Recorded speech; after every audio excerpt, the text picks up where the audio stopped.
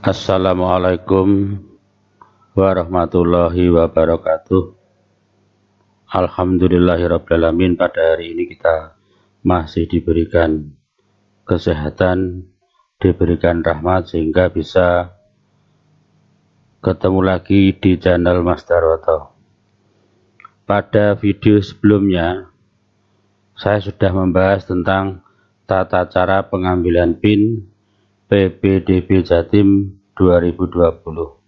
Maka pada video saya kali ini adalah menjelaskan tentang tata cara pendaftaran dan daftar ulang PPDB Jatim 2020 tingkat SMA dan SMK. Pembuatan video ini didasari karena banyaknya pertanyaan dari calon siswa SMA atau SMK maupun orang tua wali murid tentang PPDB tahun ini. Kenapa demikian? Karena untuk PPDB tahun 2020 ini bisa dikatakan full online. Baik, kita mulai untuk pembahasan ini. Nah, yang pertama adalah bahwa PPDB SMA tahun 2020 ini dibagi menjadi beberapa jalur. Yang pertama adalah jalur afirmasi 15%, jalur perpindahan orang tua 5%, prestasi lomba 5%, dan zonasi minimal 50%.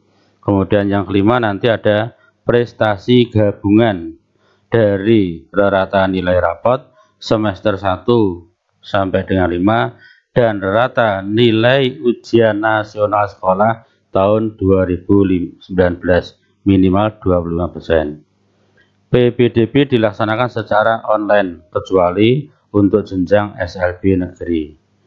Kemudian yang berikutnya untuk tingkat SMK atau PPDB SMK ini juga ada beberapa jalur. Yang pertama adalah jalur afirmasi 5%, perpindahan tugas orang tua 5%, prestasi lomba 5%, reguler minimal 75%. Sama di sini juga dilaksanakan secara online kecuali jenjang SLB negeri. Anak-anak sekalian serta orang tua wali murid yang saya hormati, di sini perlu saya sampaikan itu ada jadwal PPDB Jatim tahun 2020. Ini mohon dengan sangat dicermati betul. Jadi di sini yang perlu diperhatikan adalah di situ ada kegiatan, di situ ada entry raport. Nah, sampai poin 4 itu pengambilan PIN itu sudah dilaksanakan. Nah, sekarang kita masuk yang poin kelima.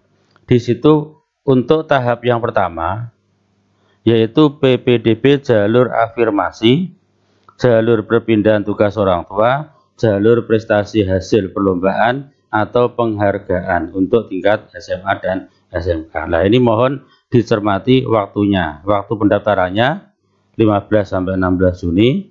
Verifikasi panitia SMA atau SMK 16 sampai 18 Juni. Pengumuman 19 Juni, kemudian daftar ulang 19 sampai 20 Juni. Ini adalah untuk tahap yang pertama. Kemudian untuk tahap yang kedua yaitu jalur zonasi untuk SMA. Nah, di situ ada latihan, nanti latihan pendaftaran. Kemudian pendaftarannya, hari ini setelah mengambil PIN, hari kemarin sudah saya jelaskan di video sebelumnya untuk pengambilan PIN. Setelah pengambilan PIN baru nanti melakukan pendaftaran. Nah, ini yaitu tanggal 22 sampai 24 Juni. Ini untuk jalur zonasi. Kemudian penutupan tanggal 24 Juni, pengumuman 25 Juni, dan daftar ulang tanggal 25 sampai 26 Juni 2020. Kemudian yang berikutnya adalah tahap yang ketiga yaitu jalur prestasi gabungan, yaitu ada prarata nilai rapot peserta didik dan rata ujian nasional sekolah tahun 2019 untuk tingkat SMA dan jalur reguler untuk SMK. Nah, pendaftarannya dimulai tanggal 25 sampai 27 Juni, penutupan 27 Juni, pengumuman 28 Juni, dan daftar ulang tanggal 29 dan 30 Juni. Mohon tanggal-tanggal ini dicatat, jangan sampai terlewatkan. Nah, berikutnya ini adalah jalur afirmasi. Nah, termasuk di sini ya, kuotanya ada 15%, termasuk yang 5% untuk anak buruh atau untuk keluarga buruh. Nah, di dalam jalur afirmasi ini bisa untuk tingkat SMA dan SMK, terutama untuk keluarga kurang mampu. Nah, peserta didik dapat memilih satu sekolah tujuan. Jenjang SMA seleksi dilakukan dalam zona. Untuk jenjang SMK, seleksi dilakukan dari dalam dan luar zona sejatim. Nah, syaratnya apa?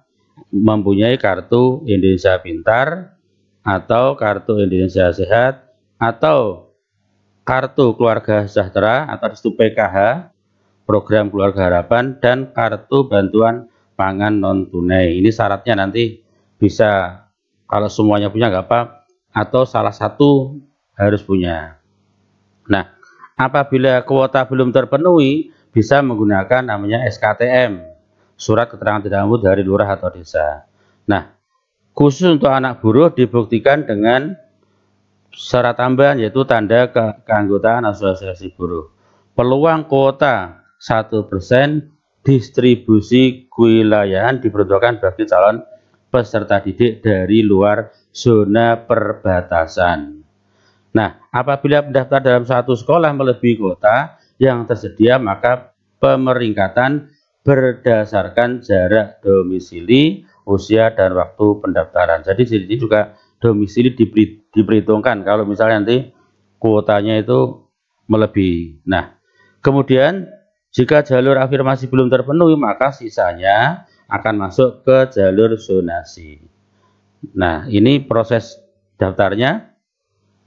Proses pendaftaran jalurnya adalah yang pertama, login ke situs ppdb.jatim.net menggunakan PIN dan nomor UN. Memilih satu sekolah tujuan, kemudian mengunggah KIP atau KIS, KKS, atau KNBT. Jika tidak memiliki, bisa SKTM. Ini kalau misalnya nanti kuotanya kurang. Atau untuk anak buruh, nanti bisa juga mengunggah tanda keanggotaan asosiasi buruh. Kemudian mengunduh bukti pendaftaran. Kemudian yang berikutnya adalah jalur perpindahan orang tua. Ini kuotanya 5%. Dibuktikan dari penugasan surat tugas dari lembaga atau instansi, kantor atau perusahaan yang menugaskan. Ini juga dapat memilih satu sekolah tujuan. Jenjang SMA dilakukan di dalam zona, kemudian untuk jenjang SMK bisa dari dalam zona dan luar zona tapi masih wilayah Jawa Timur atau sejatim. Nah, di dalam jalur ini juga dapat digunakan untuk anak kandung guru. Nah, ini. Dan tenaga kependidikan, misalnya karyawan atau TU. Nah, yang bertugas di SMA, SMKN, SLBN dalam satu kota atau kabupaten dengan tujuan tempat bertugas sesuai dengan domisili, dibuktikan dengan SK pengangkatan dan KK. Untuk anak guru ini juga masuk kuota ini. Apabila pendaftar dalam satu sekolah melebihi kuota, maka pemeringkatan juga nanti berdasarkan domisili, usia, dan waktu pendaftaran. Jika kuota jalur pindah tugas belum terpenuhi, maka sisanya nanti masuk ke dalam jalur zonasi. Kemudian prosesnya gimana untuk pendaftaran? Sama dengan yang tadi, yaitu login ke situs ppdb.jatim.net menggunakan PIN dan nomor UN. Memilih satu sekolah tujuan, kemudian mengunggah SK mutasi ortu atau SK penugasan ortu, yang terakhir mengunduh bukti pendaftaran. Anak-anak sekalian serta orang tua wali murid yang saya hormati, nah sekarang prestasi perlombaan atau lomba, ini kuotanya 5%. Pembagian kuota 2% untuk prestasi akademik dan 3% untuk non-akademik, misalnya olahraga atau mungkin seni dan seterusnya.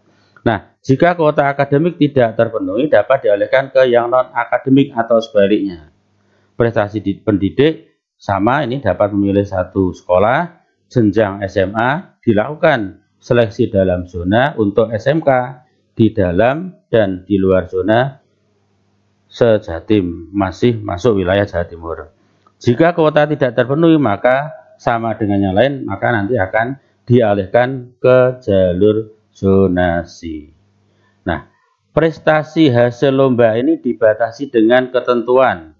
Nah, perlombaan yang dilaksanakan secara berjenjang diselenggarakan. Nah, ini misalnya oleh pemerintah kota, provinsi, nasional, internasional. Prestasi belajar diperoleh di tingkat SMP sederajat. Ini mungkin bisa berdasarkan rapot. Kemudian diprioritaskan prestasi kategori perorangan atau individu. Jika kuota tidak terpenuhi maka seleksi pada prestasi kategori beregu. Jadi yang diutamakan nanti perorangan, kalau tidak terpenuhi baru beregu. Prestasi beregu, jumlah yang diterima di satuan pendidikan minimal 2 orang dari setiap jenis lomba. Jadi misalnya kalau bola voli itu ada 6 orang, berarti nanti maksimal yang diterima 2 orang. Nah, pada bidang olahraga verifikasi dilakukan dan dilegalisir atau dilegalisasi oleh Dispora Kabupaten Kota. Pada bidang iptek, seni keagamaan dan pramuka, verifikasi dan legalisasi dilakukan oleh dinas atau instansi terkait tingkat kabupaten atau kota. Nah, ini cara daftarnya untuk jalur prestasi lomba sama, yaitu login ke situs ppdb.jatim.net menggunakan PIN dan nomor UN, kemudian memilih satu sekolah tujuan, mengisi data prestasi, dan mengunggah dokumen prestasi. Kemudian yang terakhir nanti mengunduh bukti pendaftaran. Nah, ini nanti untuk jalur prestasi hasil perlombaan. Nah, ini ada kuotanya, ada sistem seleksi, ada keterangan. Jadi ada prestasi akademik, non-akademik, gabungan, dan sebagainya. Ini nanti mohon diperhatikan, dicermati, karena tidak ada kriteria, tidak semua lomba bisa masuk ke sini, tapi di sini ada kriteria yang seperti yang ada di tampilan video ini. Kemudian yang berikutnya adalah jalur zonasi. Ini kuota minimal 50%. Ini untuk tingkat SMA ya. Jalur zonasi adalah jalur penerimaan calon peserta didik di jenjang SMA. Jadi bukan untuk SMA ya. Bukan untuk SMK, tapi untuk SMA. Dengan memprioritaskan jarak domisili. Sekolah dalam zona dapat menerima pendaftaran dari dalam dan luar zona pada zona perbatasan. Peserta didik dapat memilih 3 sekolah tujuan. Jadi kalau tadi sebelumnya itu hanya 1, ini bisa memilih 3 sekolah tujuan.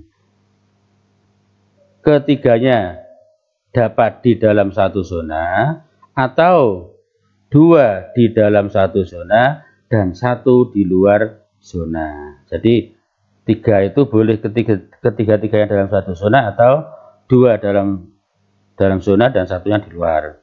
Nah, sekolah pada kabupaten kota perbatasan provinsi dapat menerima pendaftar dari luar provinsi yang berbatasan. Nah, ini ada catatannya selama pagu belum terpenuhi. Kuota peserta didik dan penyandang disabilitas untuk sekolah penyelenggara pendidikan inklusi paling banyak 3 kursi dari setiap rombel. Ini khusus untuk yang inklusi atau penyandang disabilitas.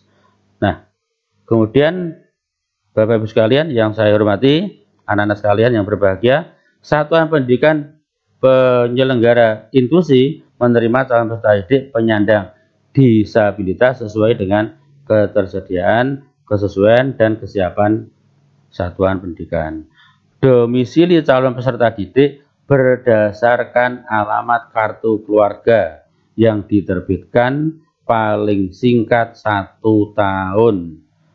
Nah, 1 tahun itu terhitung sejak tanggal pendaftaran, yaitu tanggal 8 Juni 2020. Jadi kalau kartu keluarganya atau kakaknya belum 1 tahun tidak bisa digunakan.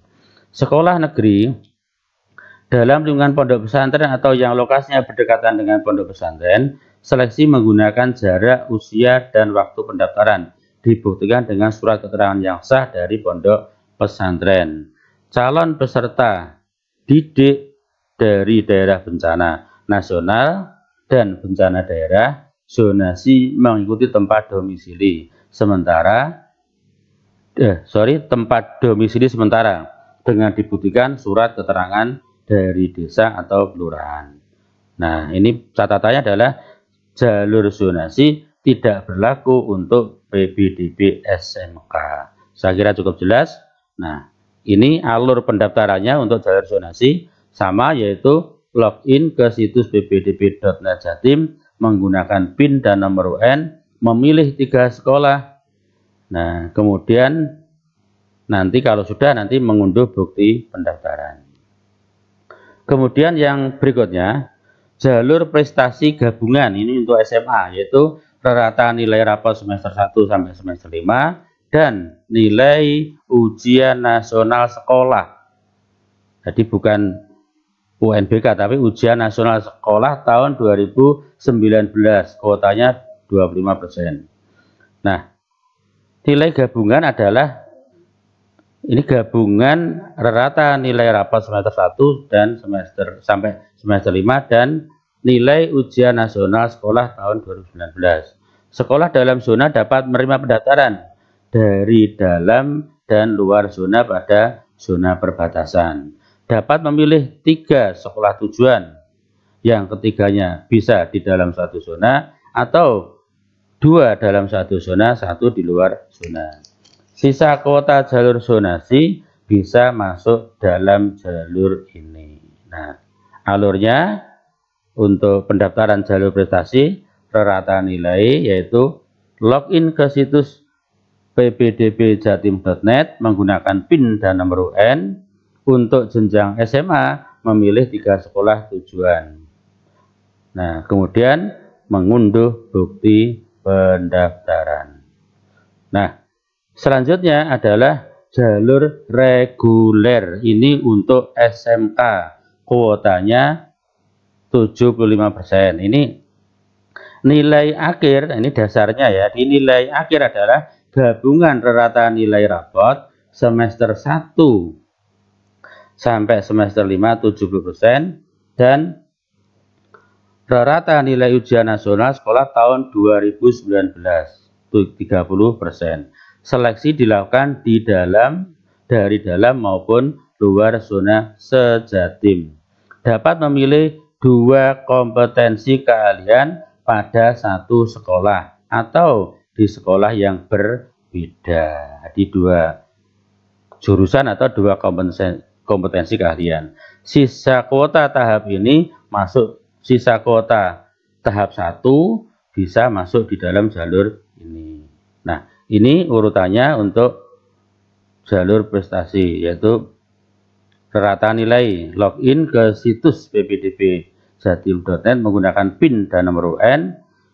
Nah, ini untuk jenjang SMK memilih 2 kompetensi keahlian pada 1 sekolah atau sekolah yang berbeda, kemudian mengunduh bukti pendaftaran.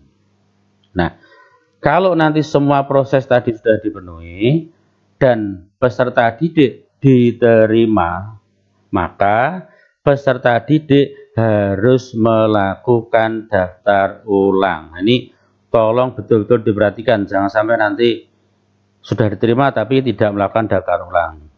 Nah, bagaimana caranya? Nah, ini yang pertama adalah daftar ulang peserta didik tidak dipungut biaya.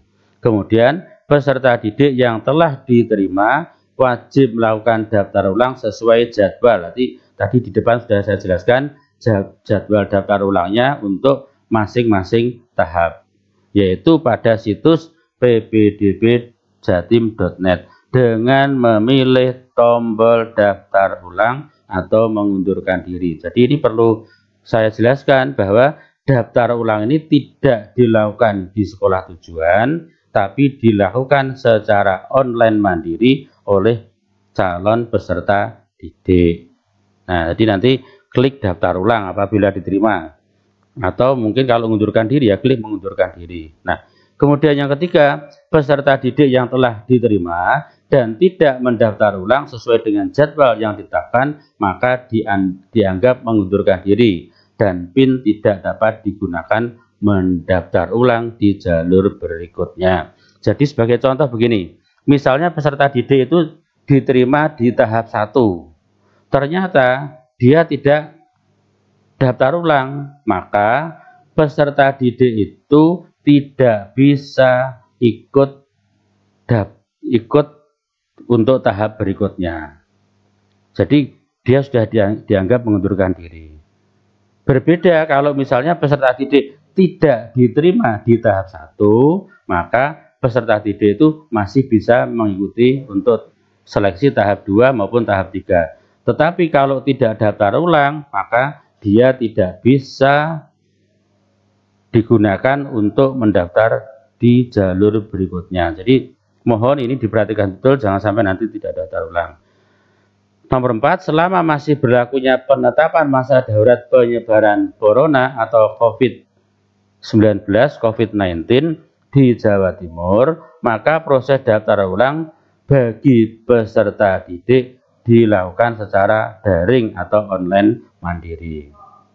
Nomor 5, yaitu verifikasi dilakukan setelah berakhirnya masa darurat penyebaran corona atau COVID-19 di Jawa Timur, dan jika ditemukan pemalsuan dokumen, maka akan diproses secara hukum sesuai dengan aturan yang berlaku dan dicabut haknya sebagai peserta didik. Jadi poin ini mohon diperhatikan. Nanti kalau ada dokumen-dokumen yang dipalsukan, maka setelah nanti diverifikasi, maka haknya sebagai siswa atau peserta didik itu akan dicabut dan bisa juga nanti diproses secara hukum sesuai dengan aturan dan hukum yang berlaku. Oleh karena itu, mohon hati-hati dan harus jujur.